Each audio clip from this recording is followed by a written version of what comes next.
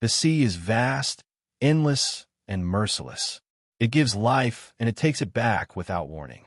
For centuries, men and women have sailed into its embrace, never to return.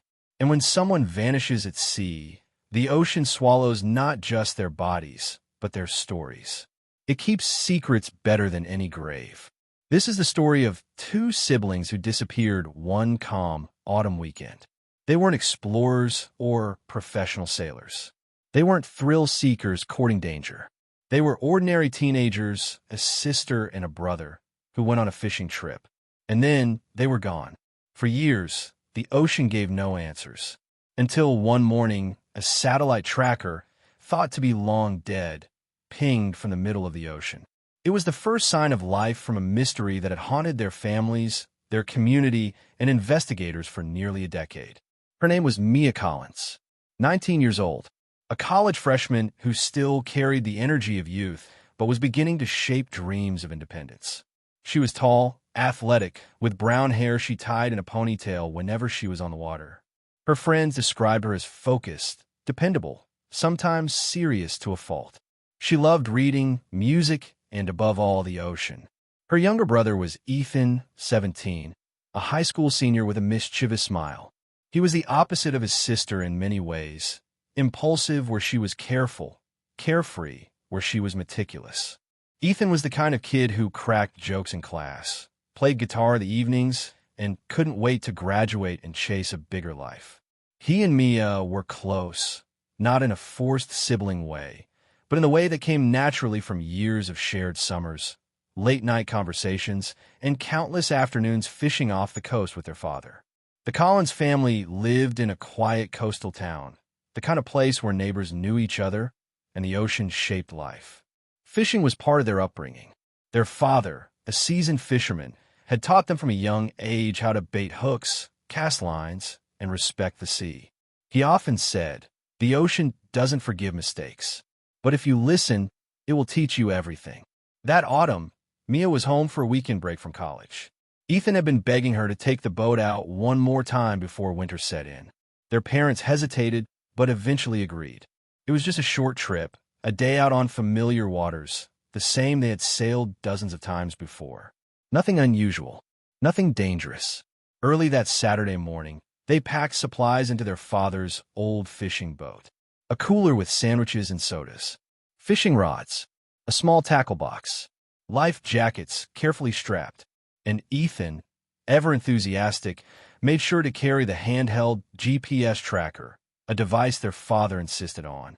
It transmitted their location through satellites. If anything went wrong, rescuers could track them. Neighbors remembered seeing them leave around sunrise. Mia, in a red jacket, hair tied back, loading the cooler into the boat. Ethan carrying his guitar in its case, joking that he might serenade the fish. They pushed off from the dock with practiced ease. The water was calm, the weather clear, the day ahead full of promise. That was the last time anyone saw them alive. By evening, their parents expected them home. The Collins family dinner table sat waiting. But as the hours ticked by, unease grew. By nightfall, their phones went unanswered. Calls went to voicemail. Their father drove to the marina, hoping to see the boat returning. Instead, the slip was empty. The Coast Guard was notified immediately. Search and rescue protocols kicked in. Boats were dispatched to sweep the coastline. Helicopters roared overhead, their spotlights scanning the waves. The tracker initially sent a steady ping, marking the siblings' course several miles offshore. But sometime around dusk, the signal became erratic, skipping across the map, then cutting out entirely. The next morning, searchers made a chilling discovery. The fishing boat was found adrift near a reef, several miles from the last recorded tracker signal. Its engine sputtered weakly, fuel nearly empty. On board, there were no signs of struggle. The cooler was still there, sandwiches half-eaten. Ethan's guitar sat in its case, untouched. Life jackets were missing, but that was expected. Perhaps they had put them on. But Mia and Ethan were gone. Divers scoured the reef, hoping to find them trapped or tangled, but found nothing. No bodies, no floating debris, no trace of the siblings in the surrounding waters. The disappearance baffled investigators. There were no storms that night, no sudden squalls that could have capsized them. The waters were calm. Their boat showed no signs of damage. It was as if the ocean had simply erased them. The search intensified. Over the next week, dozens of boats joined the mission. Sonar mapped the seabed. Drones scanned from above. Volunteers lined the beaches, walking for miles, eyes fixed on the shore for any clue. The siblings' faces stared for missing posters stapled to poles and taped to windows. Their story dominated local headlines, then regional, then national news. Yet, no answers came. Rumors began to spread. Some believed they had drowned, a tragic accident, nothing more. But if that were true, why hadn't their bodies surfaced? Why hadn't their jackets, or at least some trace, been recovered? Others speculated foul play. The boat's course had briefly shifted near shipping lanes. Could they have encountered someone dangerous? Pirates, smugglers, or simply opportunists? Yet investigators found no evidence of intrusion or theft. Then there were wilder theories. Online forums lit up with speculation. Perhaps they had staged their disappearance, running away to start a new life. Or maybe they had been abducted, taken far beyond the reach of local authorities. The lack of evidence allowed every theory to flourish. For the Collins family, the silence was unbearable. Mia and Ethan's parents refused to accept they were gone. Their father walked the docks every evening, staring out at the horizon as if expecting them to return. Their mother kept their rooms untouched, beds neatly made, belongings frozen in time. Weeks turned into months. The search was scaled back, then ended. Helicopters no longer circled. Rescue boats returned to port. The missing posters yellowed in the sun, rain washing away the ink. But the mystery did not fade. For years, the story haunted the community. Neighbors whispered about it at grocery stores and church gatherings. Fishermen spoke of the siblings when they passed the reef, lowering their voices as though the sea might be listening. Children dared each other to walk by the Collins house at night, saying the family kept candles burning in the windows, waiting for their return. And then came the silence. The GPS tracker, once thought to be the key to their rescue, had gone dead the night they vanished. Authorities assumed it had sunk, broken, or simply failed. For 7 years, nothing was heard. No signals, no new leads, nothing but the endless expanse of the ocean. But in the 7th year, when the Collins family had nearly lost all hope, the silence was shattered. A satellite monitoring station recorded a ping.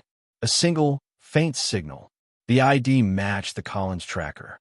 It came not from the coast, not from a nearby reef, but from the middle of the ocean, thousands of miles away, in waters no one expected. The news ignited the case once again. Investigators scrambled to understand.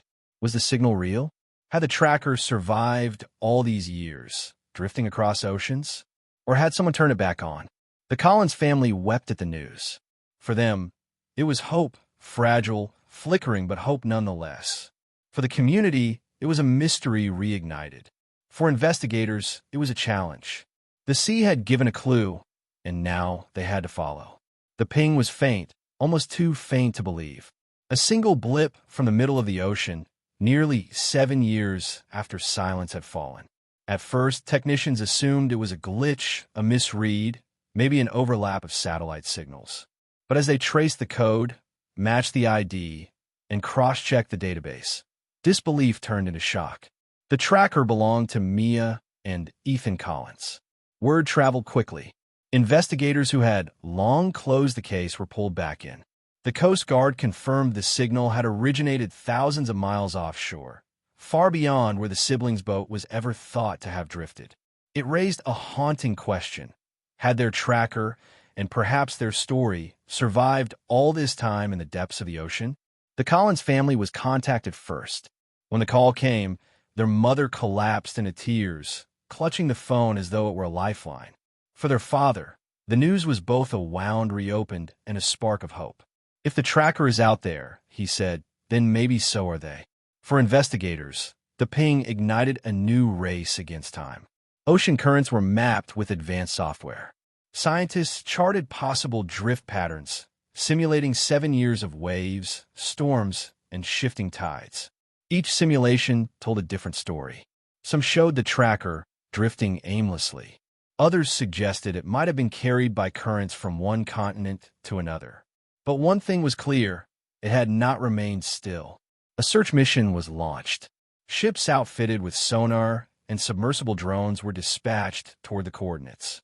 Journalists followed, reporting from the decks as experts debated what they might find. Social media buzzed with speculation. Was it proof Mia and Ethan had survived, living somehow in isolation?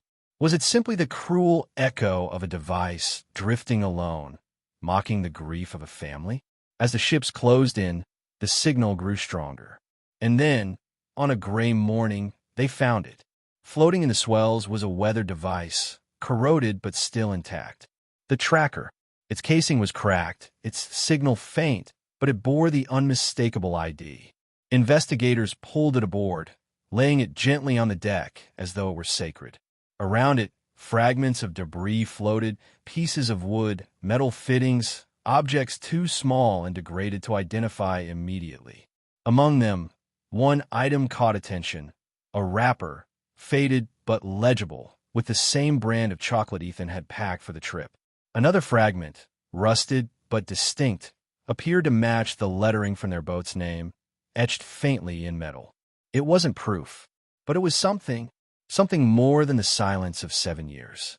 For the Collins family, the discovery was devastating and comforting all at once. It proved the tracker was real. It confirmed that some trace of Mia and Ethan's journey remained. But it gave no clear answers. Where had they gone? How had the tracker ended up so far from home? And why had it come alive after so many years of silence? Theories multiplied. The first was the simplest: an accident. Experts suggested the siblings may have fallen overboard, their boat drifting until it ran out of fuel. The tracker, separated from the boat, could have floated for years, carried by currents until its battery or circuits reactivated in the right conditions. But skeptics argued this didn't explain the fragments found with it, nor the strange timing of the ping. Another theory suggested foul play. Some believed Mia and Ethan may have encountered someone at sea: smugglers, opportunists, or worse. Perhaps their boat had been boarded, their belongings scattered, their tracker discarded far from shore. In this version, the ping was not an accident, but the echo of a crime. Others whispered darker possibilities.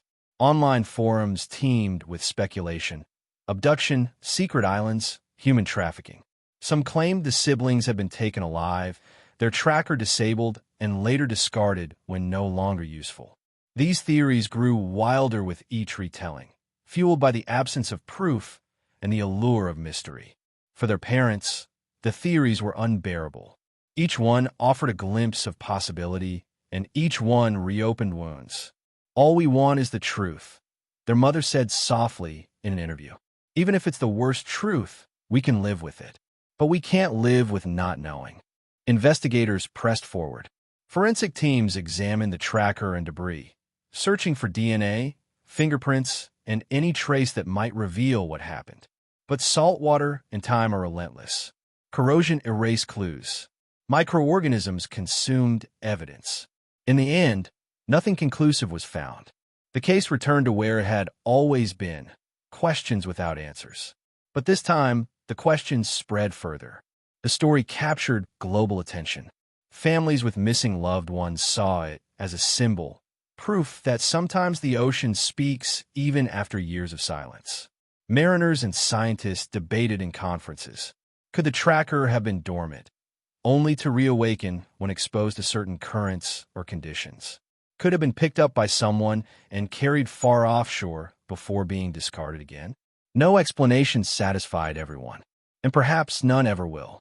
For the Collins family, the 7th year marked a shift. They had lived in limbo, caught between hope and despair. The ping gave them something tangible, something real to hold on to. Yet it also deepened the mystery, making closure feel more distant than ever. In their hometown, the siblings' memories endured. A plaque was placed by the marina where they had launched their boat. Each year, on the anniversary of their disappearance, candles were lit along the shore. Families gathered, casting flowers into the water, watching as the tide carried them out into the vast unknown. The sea never returned Mia and Ethan. It returned only fragments, a tracker, a wrapper, and a piece of rusted metal. But in those fragments lived their story. A reminder that the ocean does not forget, even if it refuses to explain. And so, the case of Mia and Ethan Collins remains unsolved. A disappearance marked not just by the silence of years, but by the cruel echo of a single ping that came too late. As we close this story, we are left with the same haunting questions their family still asks. What happened that day on the water? Did they meet with tragedy or with something more sinister? And why did the ocean wait 7 years to speak?